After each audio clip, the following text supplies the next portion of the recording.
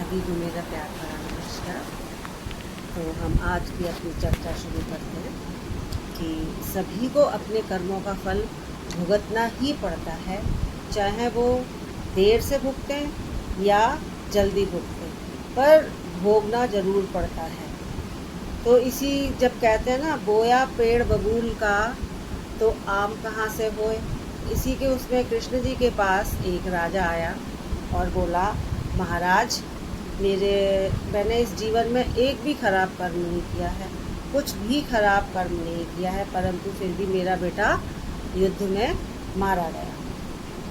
तो कृष्ण जी बोले कि ये तो सब हमारे कर्मों का फल है, जो जब भी किया है। कि अब देखो, चलो मैं आपको एक बात बताता हूँ। ये देखो, ये सन्यासी है, ये एक यहाँ बैठा हुआ है, 7 जन्मों से तपस्या कर रहा है, पर फिर भी भूखा है। तो राजा बहुत हैरान हो गए कि क्यों, ये भूखा क्यों।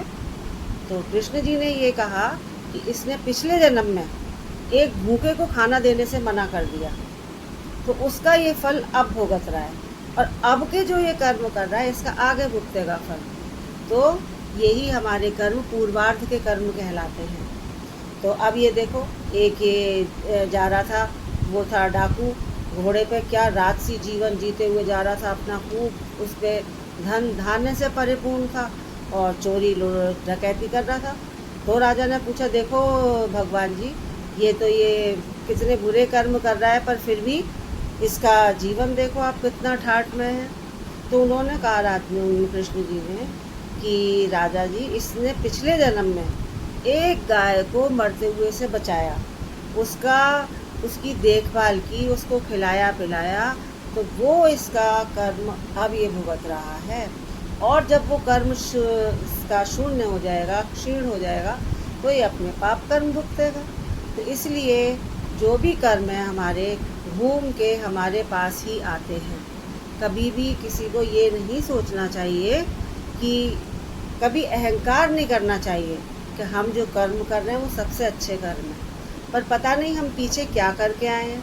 जो भी करके आए हैं वो ही हम आज भुगत रहे हैं, जो भी करेंगे वो आगे आने वाले समय में भुगतेंगे।